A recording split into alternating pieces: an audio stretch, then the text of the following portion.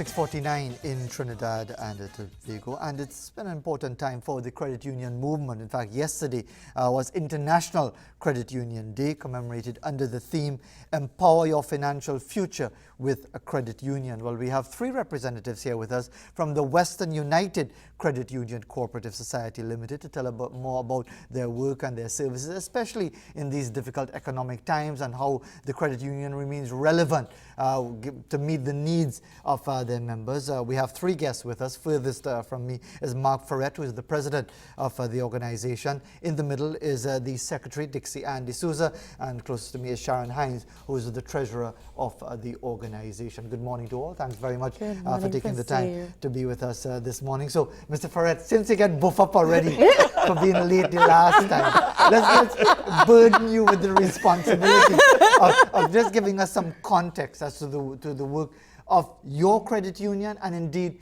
the general credit union movement, and what these observations, these observances of International Credit Union Day, Credit Union Week, Credit Union Month, what they mean to the organization. First of all, good morning, Fazir. Yes, and I'm getting that buff and that lick since yesterday, but it's all part of the journey. Yes. And thank you so very much for having us here, and good morning to the wider public. I first want to start off with the statistics of the World Council of Credit Unions, where it states that there is over 87,000 credit unions worldwide. In addition to that, serving over 393 million members in over 118 countries. We are very proud as Western United Credit Union to be part of that dynamic movement. And as yesterday we celebrated the 74th International Credit Union Day, whereby we focus on saying thank you to our members who have been contributing to the growth and development of the institution over the years. In addition to that, I just want to say that it is a time where we pay particular attention in advising and counseling and sharing our experience with the membership at that time. International Credit Union Day, or the credit union movement, is very, very focused on the development, the improvement of its membership standard of living and their standard of life. Marrying both two together, it is not just paying attention to an individual financial position, but taking that holistic approach within our organization, where we look at our membership in terms of their mental well-being. We are very passionate about mental health in the organization as well. We also pay attention to, at least our last webinar was on domestic violence against men. And people might say, but you all deal with finances. But all these things affect your ability to save, to invest. If you are not emotionally stable, then you would tend to squander your finances because you are masking your hurt. You are masking that hurt, that sense of worthlessness by squandering your monies instead of investing, instead of saving for a brighter future. As it's No, go ahead. Go ahead. Okay. Yeah. As it says that empower your financial future with a credit union. And what does empowerment mean? Empowerment means that you give power and control to your life. So it means that persons have to be very self-aware of who they are as an individual if they want to attain that financial security that they want in their lives. You're not doing too badly in making amends for what happened the last time. But don't worry, you two ladies ain't get away.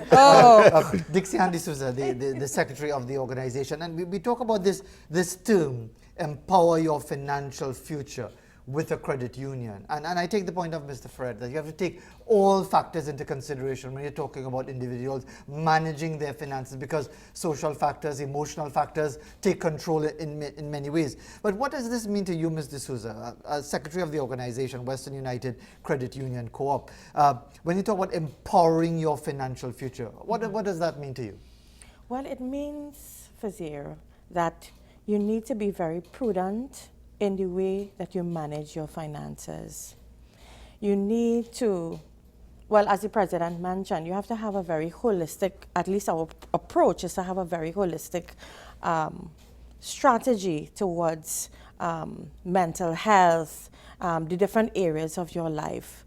I mean, it's not just about financial freedom and financial emancipation, but it's about the other aspects of your life that also contribute. So we want to, ensure that the members, they have a very good quality of life. I mean, my testimony is definitely that, whereby the credit union has been there for me. I was fortunate enough to have family that encouraged saving and financial stability. For one, a saying that my parents always, that stuck in my head from my parents is, here it is, where it is, right? Where it is, here it is. So it means that from a very early age or from a very young age, I started saving, right? Started saving towards my future. It's also about having a vision for your life, right? And the credit union is here to assist you to achieve that vision. And that's an important perspective, because if you have a vision, it must also marry with your circumstances, because you don't want to be too ambitious and stretch too far and you find yourself in trouble. But let's get another point of view, because we're talking finances, so why not talk to the treasurer of the organization, Sharon Hines. Ms. Hines, from your own point of view, is this a difficult time, either for the credit union movement per se, or your organization per se, or indeed for members, given the state of the economy? How do you bring all of that into consideration when we talk about the times that we live in and the role of the credit union? Good morning to you as well. Good morning. It is a difficult time for everybody, as far as I'm concerned. We operating in difficult circumstances. People who operate businesses, it is total madness. You're trying to balance your expenses, and in a personal capacity, it is also difficult. So what we do, we sit down with people and we work with them. As you're saying, you don't want to be too ambitious, in that you have this in mind and your finances clearly don't allow you. How do you balance that with somebody who says, look, I want to do X, but you're not even at A, B, C as yet, but you want to reach X? How do you guide somebody along in that process? Not that you want to dampen their enthusiasm. Mm-hmm. You don't want to stop somebody from reaching for the stars, but you want to have the right fuel if you want to reach to the stars. Okay, so one example of that would be somebody wants a mortgage, and they would say, okay, I want to buy this house for whatever. And how I normally would start, especially when I know it will be difficult for them to qualify, would be to say, okay, for a mortgage of this amount, this is what is the monthly payment going to be, and therefore this is what your salary. And then they begin to realize, without you making anybody feel badly, that I can't afford this at the moment. So then what you would do is sit down with them and say, well, okay, can we work towards this? You may need to pay down some of your other debts so that this mortgage will be your only debt. But you sit down and you work with them, human to human. You know what I mean? It's not you're trying to make anybody small. You are the credit union and they're there. That's not it. And I think that that is one of the good things about our credit union, that we treat people like people. So it is a constant juggling, because as I say, circumstances are not easy, even for the credit union, because loans, it's not so easy to get quality loans on the books. I mean, we have had some not so great experiences with bad debts, and we are now working our way out of it, and therefore we are really I don't want to say paranoid, but almost paranoid in terms of putting quality. Well, you have to loans be, because it's your members' money. Yes. that Well, this is that it. you're dealing with. Yes. And that's what people sometimes overlook. You know, it might be easy for the big financial organizations to package debt and repackage debt and sell it on and all that kind of thing, but it's a different thing for the credit union movement. And therefore, before time runs out on us, Mr. Ferret, how important is just what Ms. Hines mentioned? Be real with your members, rather than sell them pie in the sky and then come and repossess everything afterwards. That is very important within our credit union, being very realistic. Yes, as Madam Secretary would have mentioned, you must have a vision for yourself. And in having that vision, you must have a certain amount of patience, you must have a certain amount of discipline and determination, understanding that you must be able to make the necessary sacrifices. So as Madam Treasurer would have said in terms of the loan, the lending, in our credit conversation, we ensure that the membership understands exactly what the lending process is about, the 5 C's of credit. And the first C of credit that is most important is your capacity. Are you able to repay your debt? And then besides that, we go on to the 3 G's of credit. Is this loan? 5 C's, 3 G's. That's all like homework. So with the 3 G's of credit, what we are looking for, we are always looking for a win-win situation for all parties. So we ask ourselves the question, is this loan, is it good for the member? We tick the box, yes, no. Is it good for the credit union? We tick the box, yes, no. Is it good for the community? And by that we mean, is it good for the economics within the country? If all the boxes are ticked yes, we know we're in a good position. If the box is ticked yes, it is good for the member, but not good for the organization, then we need to go back to the drawing board. If it is ticked, it is not good for the member, but it is good for the organization, then we still need to go back to the drawing board, because we are about lifting people out of a sense out of poverty and out of a sense of hopelessness. So any loan that is granted must always be good for the member, it must be good for the organization, and it must be good for the community. And Ms. D'Souza, before time runs out, and I'll ask a final word from Ms. Hines as well.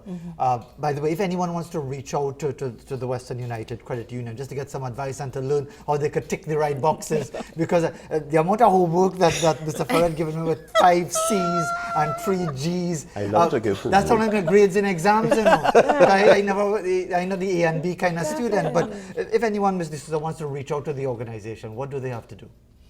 All you have to do is you could go to the website, which is right now on the screen, www.wescutrinidad.com, and you can email, you can actually talk to someone online and speak to them about your interests, about joining, and they will give you all the information you need. Is there a phone number you could call? Because Yes, some people you can. still like to you go the old-fashioned way, you know, dialing 7 numbers to talk to a human being. Yes, and the numbers are right. For more information, the numbers are on screen right now. It's 622-3379, and those are the other numbers that you could call, and you will get all the information that you need concerning the credit union. And final perspective from Ms. Hines. What would you like to say to the general public who might be exploring their options, notwithstanding that I might have to face the 5 C's and the 3 G's?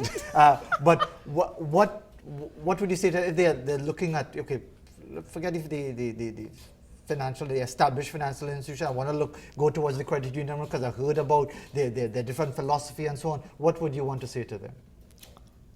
Come in. We will welcome you with open arms. Sit down, have a chat with us. Start with just the basic savings. Putting aside some money, whether it is you putting it on savings account, we have deposit accounts, and we have fixed deposits. And be consistent in your saving. And that will give us it builds a discipline. Sure. And it gives us an idea later on, whenever you want to approach for a loan. if you have the discipline to save, you have the discipline to pay I think you back just said the loan. key word there as far as discipline, because that's essentially what it comes down to in many respects. Unfortunately, time has run out on us this morning with our discussion, which is very informative. But I hear you have a gift for me. Oh, yes, That's the real reason why they were brought in this morning. Yes, You can't give we a have gift. You can't give a for gift you. virtually. We have a gift for you. Thank you very so much let me come and indeed. give you that. Thank you. And there are gifts for others here as well, Of not just course. for me alone. But we want to thank you very much, the President, Mark Ferret, the Secretary, Dixie-Ann D'Souza, and the Treasurer, Sharon Hines. We want to thank you very much indeed for taking Thank the you time so much to for be with having us us. this Thank you morning. so Thank much you for for having having us. us It was today. really lovely. Yes. It was? Yes. Well, we don't have any reports of any money going awry. And we recognize the importance of good financial, prudent, sensible, disciplined management. I think discipline is the very important word in that regard. We have to take a break now at 4 minutes after 7 o'clock in Trinidad and Tobago. Before I examine what the gift is, we'll take a break right now and then move into the second hour of Morning Edition. I never had it easy for the brands and the bling and the